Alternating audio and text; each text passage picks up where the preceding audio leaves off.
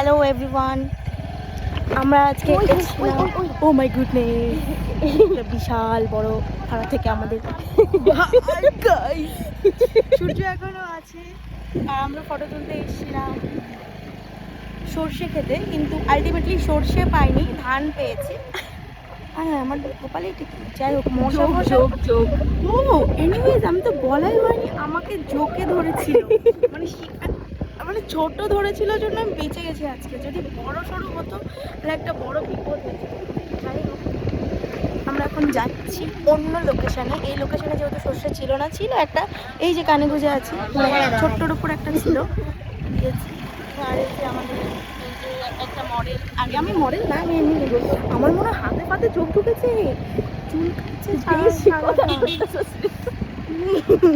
ওই জয়দেবদা তুমি বারবার খালি দিয়ে যাও। আমাদের আই থিঙ্ক ফেলে দেবে জয়দেবদা। যাই হোক, আমি এখন টাটা, অন্য লোকেশনে গিয়ে তারপর আবার ভিডিও করবো। ওকে।